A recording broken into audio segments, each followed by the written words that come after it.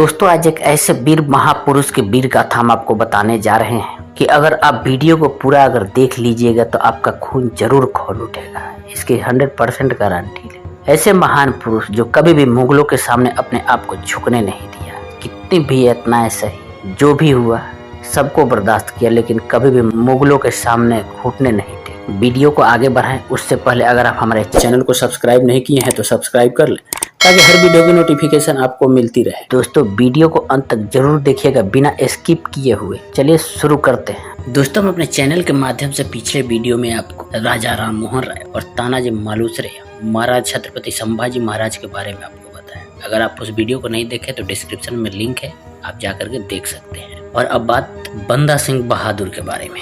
17वीं सदी के उत्तरार्ध की बात है। राजौरी जो कश्मीर में एक राजपूत परिवार में एक लड़के का जन्म हुआ। नाम पड़ा लक्ष्मण देव। बचपन से तीर कमान का शौक, घुड़सवारी और शिकार में भी महारत हासिल। लड़कपन में घटी एक घटना ने लक्ष्मण के मन पर गहरा प्रभाव डाला। वो घटना क्या थी? हुआ यूं कि एक दिन लक्ष्मण जंगल में शिकार के लिए गए।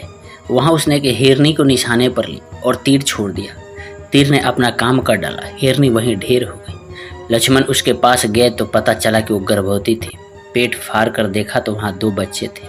दोनों ने लक्ष्मण की आंखों के सामने ही दम तोड़ा। इस घटना के बाद लक्ष्मण का मन दुनिया से उचट गया। घर बार छोड़कर वो साधु सन्यासी के भेष में दर दर भटकने लगा। उसने अपना नाम भी बदलकर माधोदास रख लिया। घूमते घूमते माधोदास नासिक के पास पंचवटी पहुंचे और वहां बाबा औघरनाथ का शिष्य बन गए। 21 साल की उम्र में उसने नांदेड़ में अपना आश्रम बनाया और वहीं रहने लगे। आगे चलकर इलाके में उसकी खूब ख्याति फैली। सितंबर 1708 में नांदेड़ के आश्रम में गुरु गोविंद सिंह पधारे। औघर जोगी माधोदास ने गुस्से में कहा, तुम कौन हो और मेरे आश्रम में आने की हिम्मत कैसे हो? गुरु साहब ने जवाब दिया, सुना है तुम सर्वशक्तियों के मालिक हो, इतना तो तुम्हें पता होना चाहिए। उसी दिन से माधोदास ने चोंगा छोड़कर खालसा धर्म अपना लिया और गुरु गोविंद सिंह का शिष्य बन गया। वहीं पे गुरु गोविंद सिंह ने नया नाम दिया गुरबख्श सिंह।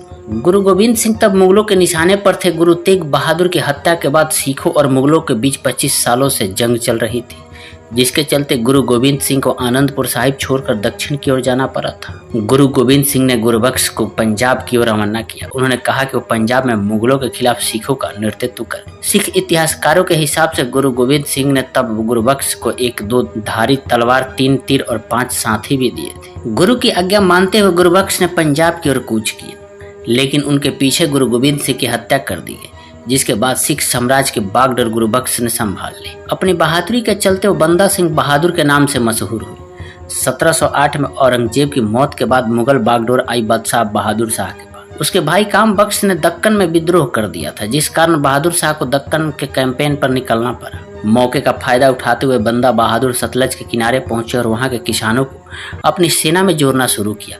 औरंगजेब की मौत के बाद सरहिंद में जमींदारों की ताकत बढ़ चुकी थी। वो मनमाने ढंग से लोगों से टैक्स वसूली कर रहे थे। सामंतों का उत्पीड़न आम बात थी, लेकिन दिल्ली की ताकत कमजोर हुई और उन्होंने और फायदा उठाना शुरू कर दिया। सरहिंद में किसान एक काबिल लीडर की तलाश में थे। बंदा बहादुर के कहने पर उन्होंने उनकी सेना में भर्ती होना शुरू कर दिया। उन्हें घोड़ों और पैसों से मदद दी। मुगल मनसबदार ऐश फरमा रहे थे। कई सालों से सैनिकों को वेतन नहीं मिला था। ऐसे सैनिकों ने भी बंदा बहादुर की फौज में जाना बेहतर समझा। 10,000 की फौज हुई तो बंदा बहादुर ने सबसे पहले सोनीपत और कैथल में मुगलों का खजाना लूटा। इसके बाद 1709 में बंदा बहादुर ने सरहिंद के एक कस्बे को निशाना बनाया। इस कस्बे का नाम सामना था।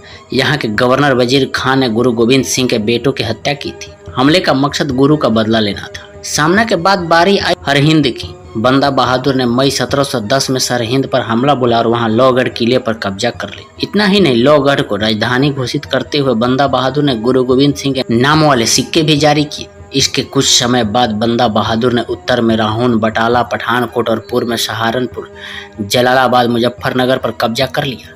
अगस्त 1710 तक लाहौर से पूर्व में पंजाब में सिखों का शासन हो चुका था और इससे दिल्ली सल्तनत और लाहौर के बीच कम्युनिकेशन में बाधा पड़ रही थी। बहादुर शाह दक्कन के कैंपेन से लौटा तो उसने सिख साम्राज्य पर नकेल कसने की ठानी। 29 अगस्त 1710 की घटना है। उस रोज मुगल सेना में एक अजीब सा फरमान जारी हुआ। बादशाह बहादुर शाह ने आदेश दिया कि मुगल सेना में जितने भी हिंदू हैं उन्हें अपनी दाढ़ी कटवानी होगी, कारण कि मुगल सिखों पर हमला करने जा रहे थे और वो नहीं चाहते थे कि कोई भी सिख गलती से भी सेना में शामिल हो। मुगल सेना ने मुनीम खां की अगुवाई में सरहिंद पर आक्रमण किया। मुगल सेना के सामने बंदा बहादुर की फौज कमजोर थी। लोहगढ़ के किले में जबरदस्त लड़ाई हुई, लेकिन 60,000 की मुगल सेना ने लोहगढ़ के किले का घेराव कर लिया। तब गुलाब सिंह ने बंदा की जगह ले ली और बंदा भेष बदल कर किले से निकल गए। उन्होंने चंबा के जंगलों का रुख किया।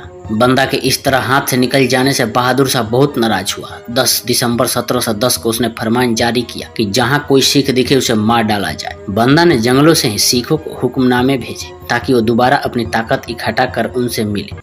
2 साल तक बंदा छुपते छुपाते रहे। उनके बुलाने पर 1712 में किरतपुर शाही में सिखों ने राजा अजमेर चंद को हराया। अजमेर चंद ने ही पहाड़ी राजाओं को गुरु गोविंद सिंह के खिलाफ भड़काया था। 1712 में बहादुर शाह की भी मौत हो गई, जिसके बाद उसके बेटों में सत्ता को लेकर ठन गई। मुगलों में पड़ी फूट का फायदा उठाते हुए बंदा बहादुर ने लोहगढ़ पर दोबारा कब्जा किया। बहादुर शाह की मौत के बाद मुगलों की कमान फर्रुखसियर ने अपने हाथ में ले ली थी। उसने सबसे पहले समद खां को लाहौर का गवर्नर और उसके बेटे जकरिया खां को जम्मू का फौजदार नियुक्त किया। फिर इन दोनों को बंदा बहादुर के खिलाफ अभियान शुरू करने को कहा। 3 साल के इस अभियान में समद खां ने बंदा बहादुर को गुरदासपुर शहर से 4 मील दूर गुरदास नांगल तक ढकेल दिए। वहां किले की सुरक्षा में बंदा और उसके साथी किसी तरह बचे रहे। समद खां ने यूजुअल टैक्टिक्स का सहारा लेते हुए गुरदास नांगल किले के रास्ते बंद कर दिए। न खाना अंदर जा सकता था न पानी। बंदा पहले भी लोहगढ़ के किले से भाग निकले थे, इसलिए हमले की बजाय समद खां ने इंतजार की नीति अपनाई। खाने के लाले पड़े तो बंदा और उनके साथी घास पत्तियों पर गुजारा करते रहे। उससे भी काम न बना तो घोड़ों और गधों का मांस खाना पड़ा। 8 महीने किसी तरह गुजरे, लेकिन दिसंबर आते आते दिखने लग गया था कि बाहर निकलने के सिवा कोई चारा नहीं। किले के दरवाजे खुले तो मुगल सेना टूट पड़ी। 17 दिसंबर 1715 को 300 सिखों को कत्ल कर लगभग 700 सिखों को बंदा बहादुर सहित गिरफ्तार कर लिया गया। फर्रुखसियर ने आदेश दिया था कि बंदा उसे जिंदा चाहिए। मारे गए सिखों के सिर भाले में टांग कर पहले लाहौर के बाजार में परेड करवाई गई और फिर उन्हें दिल्ली ले जाया गया। औरंगजेब के जमाने से ही दुश्मनों की नुमाइश का रिवाज था। बंदा और उसके साथियों को देखने के लिए दिल्ली में भीड़ उमड़ी। समद खां का बेटा जकरिया खां उसकी अगुवाई कर रहा था। मखौल उड़ाने के लिए बंदा को शाही पोशाक पहनाई गई और हाथी के ऊपर पिंजरे में डाल रखा था। उनके बाकी साथियों को बिना जीन ऊंट पर बिठा रखा था। इनके आगे सिखों के सिर भूसे से भरकर नेजों और बांसों पर टंगे हुए थे। इन सबको बादशाह फर्रुखसियर के आगे पेश किया गया। फर्रुखसियर ने बंदा और उसके 23 साथियों को मीर आतिश इब्राहिम उद्दीन खां के हाथों सौंप दिया और मीर आतिश ने उन्हें त्रिपोलिया जेल में कैद कर दिया। बंदा के बाकी साथियों को दिल्ली के कोतवाल सबरखारा खां के हवाले कर दिया। 5 मार्च 1716 को सजा का ऐलान हुआ। सजा थी सर कलम किया जाना। एक बड़े से चबूतरे पर एक एक कर आदमी को ले जाकर एक ही सवाल पूछा जाता था, क्या तुम इस्लाम कबूल करते हो? हर सिरनाम में हिलता गया और धर से अलग होता गया। 7 दिनों तक चले इस कत्लेआम से कोतवाल सरबराह खां जब थक गया तो उसने सजा पर रोक लगा दी। उसने फर्रुखसियर से कहा कि मसले को जरा ठहरने दिया जाए। कुछ दिन जुल्म सहेंगे तो होश आएगा और इस्लाम कबूल कर लेंगे। 3 महीने तक बंदा बहादुर को काल कोठरी में बंद रखा गया। सवाल का जवाब तब भी ना ही था। अंत में 9 जून 1716 को बंदा बहादुर की भी मौत का हुक्म जारी कर दिया गया। सजा से पहले एक आखिरी उपाय किया गया। बंदा को अच्छे कपड़े पहनाकर कुतुबुद्दीन बख्तियार काकी की दरगाह पर ले जाया गया और दरगाह के चारों ओर घुमाया गया। वहां पर कोतवाल ने कहा, आखिरी बार पूछ रहा हूँ, मौत या इस्लाम? बंदा अपने जवाब पर अड़े थे। कोतवाल को सूझी तो वे उनके 4 साल के बेटे अजय सिंह को सामने ले आया। बेटे की गर्दन पर तलवार रखकर बंदा फिर वही सवाल दोहराया गया। बंदा की गर्दन इनकार में पूरी घूमी भी नहीं कि जल्लाद ने अजय का सर कलम कर दिया। उसके बाद उसने 100 से बच्चे का कलेजा निकालकर बंदा सिंह के मुंह में ठूंस दिया। बंदा तब भी नहीं डिगे। उन्होंने मौत चुनी। इसके बाद जल्लाद ने एक खंजर से उनकी दोनों आंखें फोड़ दी। गर्म सलाखों से उसके शरीर को दागा गया। मौत से पहले जितनी संभव थी यातना दी गई। शरीर से मांस नोचा गया और अंत में शरीर के टुकड़े काटकर अलग अलग कर दिए गए। बंदा की मौत के 2 साल बाद मराठाओं ने फर्रुखसियर को जंग में हरा दिया। मुगल साम्राज्य इसके बाद जहां ढलता चला गया, वहीं महाराणा रंजीत सिंह ने काबुल, श्रीनगर और लाहौर पर कब्जा कर उत्तर में एक विशाल सिख साम्राज्य बनाया। दोस्तों, कैसी लगी बंदा बहादुर की ये कहानी? आप हमें कमेंट करके जरूर बताइएगा। चैनल को सब्सक्राइब नहीं किए हैं तो सब्सक्राइब कर लें ताकि हर वीडियो की नोटिफिकेशन आपको मिलती रहे।